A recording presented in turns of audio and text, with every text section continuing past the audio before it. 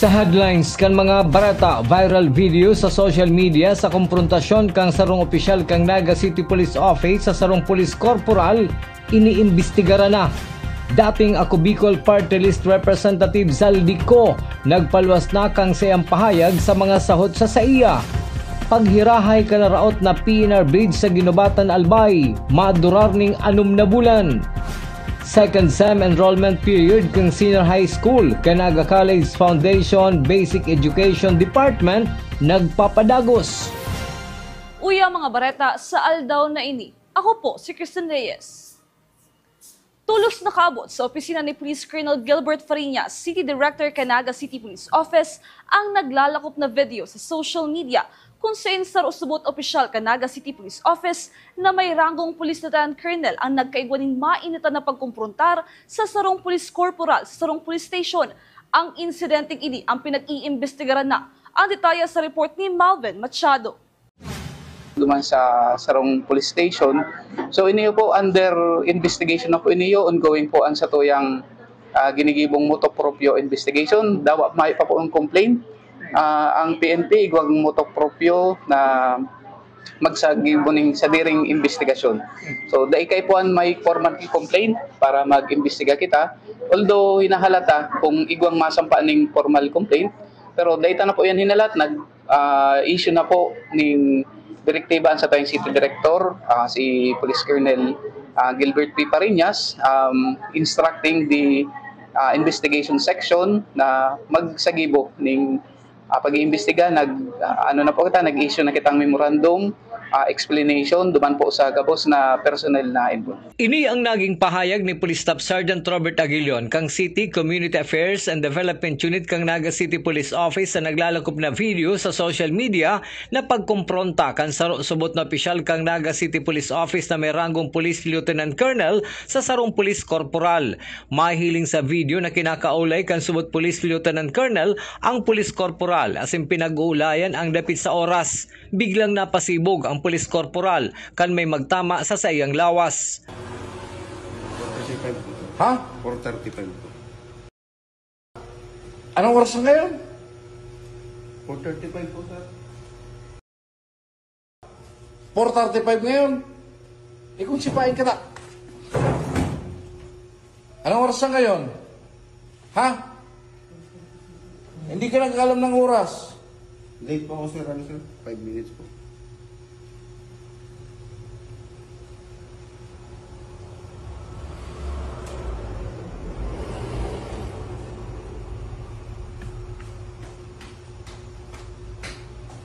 Uy, punta nga dito.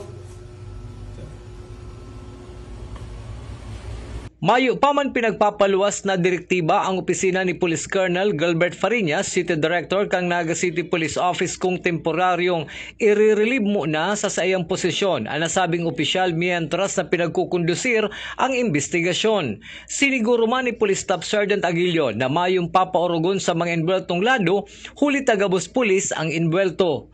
Sa ngunyan may pa pong direktiba ang satuyang City Director, since ini naman ang motopropyo investigation, suway man po ini sa sayang unit. So may sa diri man pong head ini yung nagsasagibo ng investigasyon. So sa likod ay man po ini maka-influensya, since ini yun naman pwede tang masabing other party ay mga pulis din po. So may po kitang hinihiling hindi makitang babas, kumbaga may kitang kakatigan, depende po sa gigibonin dang explanation, depende po sa sendang paliwanag. Pinaghanap man kang GNN TV48 Naga News Team ang Police Corporal para kuananin pahayag alagad da ini inabutan. Day pa man ako kuananin pahayag ang subuot Police Lieutenant Colonel Nenbuel Tudigdi.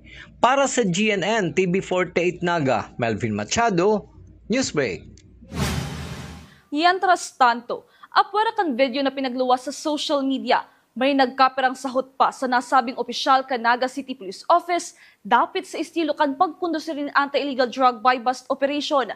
Susok kay Police Staff Sergeant Robert Aguilion kan City Community Affairs and Development Unit.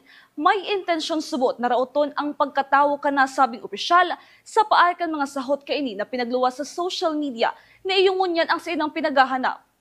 Yung nag-post po kaini yung mga video and itong narrative na sa iling ta talagang panraraot. Dinhuli ta igwa pa dumaning aligasyon about igdiyo sa kumbaga itong paglalaag ng ebidensya o itong planting of evidence. So iniyo po kamo members kang media na aram po nindo kung igwa po sendo na kumbaga itong mandatory witness. So nahiling ta po na itong argatong aligasyon na talagang panraraot lang. So ito po malinaw na nililis ang kumbaga ang topic, ang kwento para maraot ini yung kumbaga maraot ini yung pagkatao kaniyong sa tayang police officer. Sa iba pang bareta, nabigla ang Barangay Council kan Barangay San Francisco, Ciudad Dinaga kan magruso ang mga maatindir sa theoretical driving course kan Land Transportation Office sa indang barangay. Uyang sa kuyang report. Dinagsa kan mga residentes ka Ciudad Dinaga ang Barangay San Francisco Covered Court para sa ginibong theoretical driving course kan Land Transportation Office ngunya na Aldawa. Maski si punong Barangay Efren Nepomuceno ang nabigla sa dakol kan tao na nagpasiring sa indang barangay. Inaasahan lang sa butinda na nasa 100 to 150 ang maatindir kan TDC. Yaon man ang mga personahe kan Naga City Police Office para magtabang sa pagmantinir kan pila. Actually po, nabigla man po nga niya ako ang pag-ulay po ni Mr. Oliva, siya pang representative ng LTO na 100 plus lang o 130 araw kayan. Kaya si prepare ko ang puntukawan, 130 lang. Alagad si kadak lang kan tao, marin lang po ang barangay may 40 tukawan pa. So, iyon na po itong linuluas mingon yan, itong mga tadang tukawan na nasa barangay. Mientras tanto, magkakaigwaman ng second batch ang pinagigibong theoretical driving course kan Land Transportation Office as in maanunsyo na lang para maakomodar ang gabos na interesado na magkaigwa ng driver's license. Para sa Janan TV 48 Naga, Cristina Alcázar Reyes, Newsbreak. Sa iba pang issue, mayo naman basurang nawalat sa Barangay San Francisco matapos sakuton na kantrakan Solid Waste Management Office ang natadang basura na yaon sa gilid kan tinampo asin gilid kan salog. Ang kadikit ng mga ragpa asin dalnak ang nakahali naman. Nagpasalamat man ang Barangay Council kan San Francisco sa lokal na gobyerno kan Naga na malinigan ang saidang barangay mantang padagos man subuot ang saidang paglinig maski mayong bagyo. Okay naman po, nahiling ta naman po na talaga sa pag-abot sa kalinigan, maski po nga ng gilid kan salog na kung saan si mga ragbata dyan, si mga kuyanta pong mga kahoy, nalinigan ta na po ang gilid kan salog ta. Although igwa pa pong dahil na a-accomplish na maray, kasi nagkapira pa may mga daradalnak pa man, pero padikit-dikit po, 95% po kan na barangay malinig na. And then sa tabang po nga ni kan lokal na gobyerno kan Ciudad Dinaga, sa pamamayo po kan sa tuyang Mayor Lenny Robredo, and then ang Bureau of Fire, nag-flashing man po sinda sa mga tinampukan sa tuyang barangay para mahali po si mga alikabok o alpog na namamatay ang tangunyan dara po kaytong winalat po kaytong bagyong Sa iba pang bareta, matapos ang halawid na paghalat, nahiling man giraray si dating Ako Bicol Portales Representative Zaldico asin nagpahayag man kasi iyang naaaraman dapit sa mga pinagsasahot sa iya. Sinabi man kaini na may direktang subo sa iya na daing na magbalik sa nasyon asin magtuninong na sana. Para sa bawat Pilipino, alam ko na buo ang galit ninyo sa akin ngayon. Nauunawaan ko rin kung bakit, lalo na at malaki ang halagang nakataya. Pero bago kayo humusga, hayaan ninyong ipaliwanag ko ang buong katotohanan. Matagal akong hindi nagsalita dahil may direktang utos sa akin. Huwag nang bumalik ng Pilipinas at manahimik na lamang. Umalis ako noong July 19, 2025 para sa aking medical check-up. Nakaplanong bumalik pagkatapos ng SONA ni Pangulo. Pero habang papauwi na ako, tinawagan ako ni dating Speaker Martin Romualdez at sinabihan, "Stay out of the country. You will be well taken care of as instructed by the President." Ang bilog na pahayag ni dating Ako Bicol Representative Zaldico matadalan man sa Janan TV 48 Naga Facebook page. Sa samuyang pagbabalik, pagpakarhay ka nati kung tulay na agihan kan tren sa Ginubatan Albay, aabuton anong na bulan. Yan asin iba pang nangingenot na bareta. Digdi lang yan sa Jaran TV 48 Naga News Break. Tanga diri ko nababay na GNN TV 48 Naga. Kalma. Lumipat lang ang GNN TV 48 Naga sa channel 48.1. What? Direk, ang simple lang. Pumunta sa menu Setup o Settings at hanapin at pindutin ang scan at hintayin. Then, boom! Balik na si GNN sa channel 48 mo. Para sa mga balitang nangunguna at napapanahon, At sa mga programang suwak sa panlasa mo. tutok lang sa GNN TV 48 Naga, Bida ang Bicolano! The future is a race. At Naga College Foundation, we don't just keep up. We set the pace and we change the game. College of Business and Management, where ideas grow into enterprises. College of Teacher Education, shaping minds that shape the nation. College of Health Sciences, where compassion meets innovation. College of Engineering, designing solutions that redefine tomorrow. College of Arts and Sciences, fueling creativity, culture, and connection. College of Accountancy and Finance, empowering the economy through mastering numbers and market. College of Criminal Justice Education, protecting communities with excellence and integrity. College of Computer Studies, coding the language of the future. And with NCF micro-credential programs, you don't just wait for the future, you leap into it. Gain and demand skills fast, short, powerful, and flexible. Designed to fit your life and fuel your career. 8 colleges, endless possibilities, and micro-credentials to keep you ahead of the game.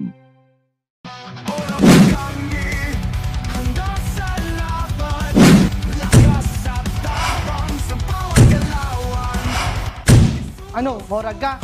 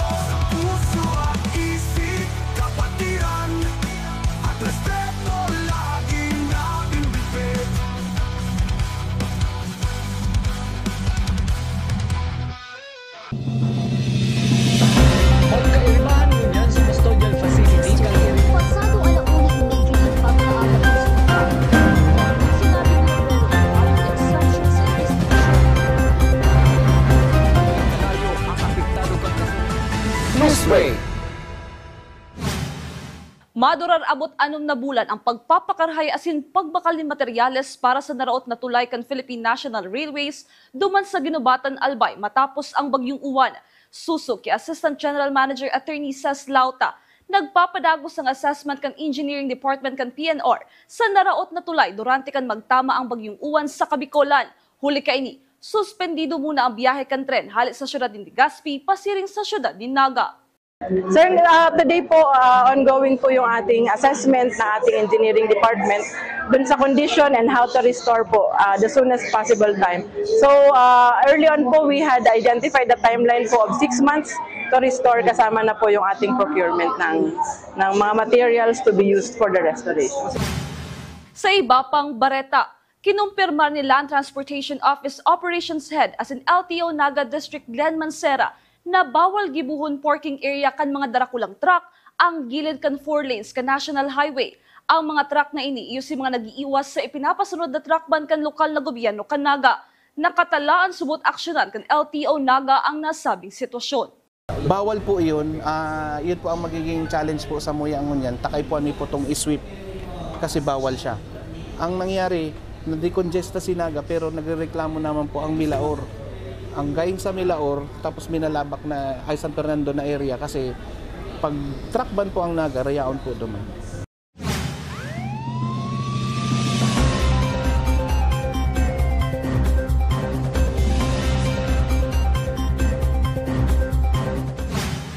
Sa pahay kan warrant of arrest, nadakop kasubangging alas 7:31 kan Milaor Municipal Police Station Tracker Team ang 51 years old na si Ayas Berto sa Zone 5 Barangay Borong-Borongan, Milaor, Camarines Sur. Kasong reckless imprudence resulting to homicide and damage to property ang inaatubang kaining kaso asin yaon na sa kustudiya kan Milaor Municipal Police Station. Padagos man ang pangapudan kan PNP Milaor sa publiko na makipagtabangan asin tulos i-report sa estasyon ang anuman na illegal na aktibidad na sa indang nahihiling. Sa iba pang bareta, para masiguro ang kamugtakan kan salud kan mga personahe kan PNP Bicol, nagkondusir iningon niya ng libreng ECG asin cardio assessment. Pinanginotan ini kan Regional Medical and Dental Unit 5 sa pakikipagtabangan kan Bicol Regional Hospital and Medical Center Heart Unit sa pamamayo ni Dr. Arbel Perete. Dakol na personnel ang nag-avail kan blood sugar testing asin manlain-lain na laboratory examination para ma-monitor ang sa indang salud. Padagos ang voters registration kan Commission on Elections Naga kung saan nagbibisita man sinda sa mga barangay para sa satellite registration. Susuki Attorney Mike Cujulia, sobra na sa 1,000 ang mga bagong botante. Magkakaigwa man ng satellite registration sa November 18 Barangay Calawag, November 19 sa Barangay Dayangdang, November 20 sa Barangay Del Rosario, November 26 sa Barangay Dinaga, at November 27 sa Barangay Igualdad. Pon po kita kang October 20 hanggang kasuugma po, naka 1,000 plus na po kita. Ang majority kang mga dakol na nagpaparehistro pag may satellite registration. Pag hindi lang po kayo sa opisina, ang output mo igdiyo, nagpaparehistro igdiyo, less than 100. Pero po pag nagduduman kami sa ibang barangay, sa barangay hall, perming lampas 100 an sa muyang na ipaparehistro. Sa ibang issue, sa November 2, 2026, gigibuhon ang barangay asin sangguniang kabataan election. Huli kay ni, papakarayon naman kang COMELEC ang sidang calendar of activities pun sa filing of certificate of candidacy asin campaign period. Sa ngunyan, ang petsa pa lang kang voters registration ang igwa ang COMELEC na abot bulan ng Abril sa masunod na taon. Nagpaluwas na po nga si Supreme Court ng decision naman po sa pag-question po itong postponement kang election from December 2025 going to November 2026. Sabi po kan Supreme Court, valid man po itong postponement. Valid sa postponement dahil itong pag-extender ng term para sa next na mga official ma-elect, si pag-reset kang date kang incidental lang naman sa para po ma-accomplish itong goal na sa next election ma-elect, may 4-year term.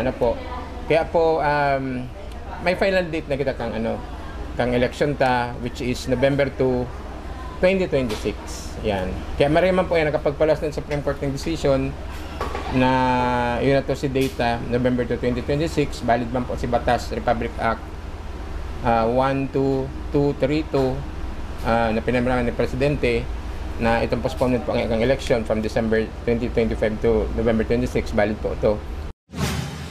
Padagos sa mga bareta, kung kaito ang pangapodan, iyon na mailawan ang bilog na Barangay Calawag na pinaagi sa kanta.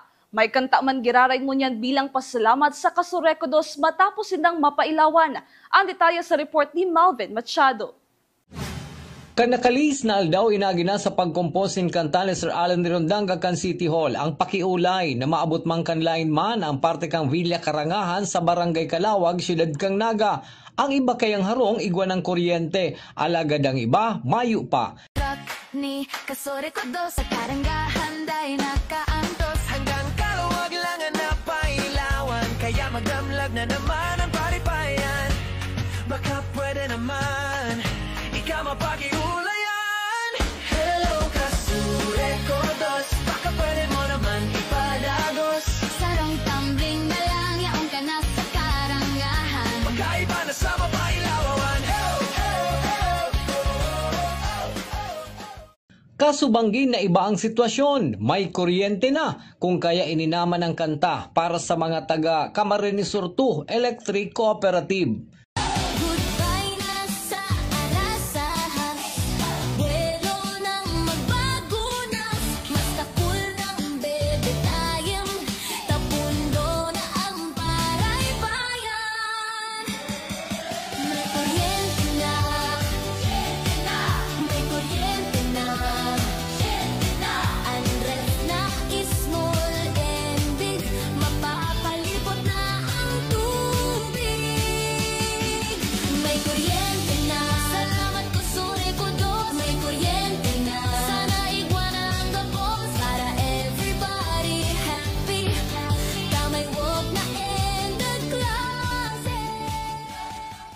Sabi ni Sir Allen Riondanga gamit ng AI, sa magian na paagi niya ipinaabot ang paghalat na mapailawan tulos, as in magpaabot man ng pasasalamat sa kaso rekodoskan magkakuryente na sa saindang lugar. Dahil igwa naman solusyon, igwa naman nagibong aksyon, I think what is proper is to thank them. No?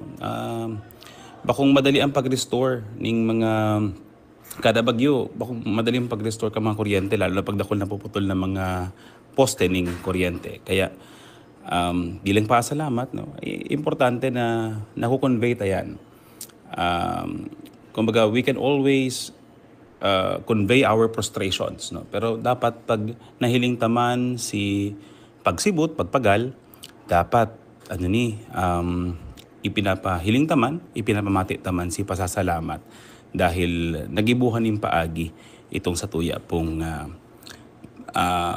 hinagad. Biantras tanto sa mga mayo pang supply ng kuryente, halat-halat sana o kaya mag-compose naman nin kanta.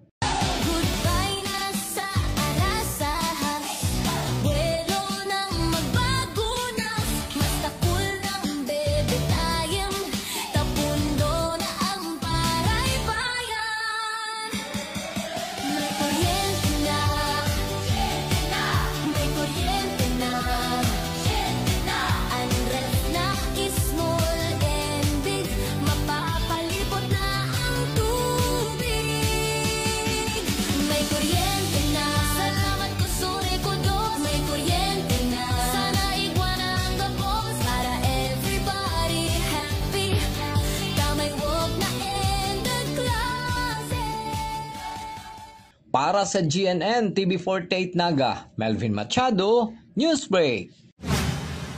Padagos sa mga bareta, second semester enrollment period para Senior High School Naga College Foundation Basic Education Department nagpapadagos. Aramon tang ibang update sa report ni Campus Correspondent Kenneth Del Mundo. Tulong aldaw bago ang formal na pagpuon kan second semester para sa academic year 2025 to 2026 para sa mga estudyante kan Senior High School sa Lunes, November 17. Dakol na mga estudyante na kaibaan sa indang magurang ang mayo ng sinayang na oras as in diretso na nagpasiring sa NCF bed extension para mag-enroll. Ang NCF Basic Education Department dagos-dagos pa ang pag-ako nin mga estudyante na ma-enroll hasta Domingo. Apwera sa freshmen, sindaman nag-aako nin mga transfer students. Para sa kompletong detalyas asin requirements, manungod sa proseso kan pag-enroll asin mga scholarship programs, pwedeng magpasiring sa Naga College Foundation Basic Education Department sa Barangay Liboton, Naga City. Day na palampason ang tsansa na ma-eksperyensya ang dekalidad na edukasyon asin baratong tuition fees. Be a tiger, be a champion. Para sa GNN TV48 Naga, Kenneth Del Mundo, Newsbreak. Yan ang mga bidang baretang nakalapkan mas pinakusog na puwersa kan GNN TV48 Naga News and Bicol Affairs. Day malingaw ni followan sa muyang official Facebook page GNN TV48 Naga. Padagos kaming mahato din mga baretang garantisadong nangingenot asin napapanahon. I-hit ang subscribe button sa muyang official YouTube channel GNN TV48 Naga para updated kita sa mga bareta asin istoryang bidang Bicolano. Ako po si Christine Reyes, asin ini ang GNN TV48 Naga Newsbreak. Be a champion, be a tiger today. NCF's the quest, let's lighting your way. At the Naga College Foundation Basic Education Department, we provide an environment where innovation is nurtured and resources promotes collaboration and discovery. Our students benefit from hands-on learning in cutting-edge science and technology laboratories, bridging theory with practical application. We maintain a supportive institutional framework, ensuring a safe, clean, and academically focused atmosphere for every student. Beyond academics, our comprehensive facilities, including sports, develop leadership, teamwork, and discipline. NCF is proud to be a LASO-accredited institution, a recognized mark of excellence and high-quality education. This is Naga College Foundation Basic Education Department. Changing the game. At NCF, we're all about that holistic grind. Hands-on training, real-world experience, and affordable education that gets you industry-ready. Shoot to edit, dito from concept to screenwriting. From shooting to editing to actual broadcasting, NCF is the first and the only school that has its own operational television and radio stations. No boring stuff, just real skills for the real world. G ka na ba? Tiger today.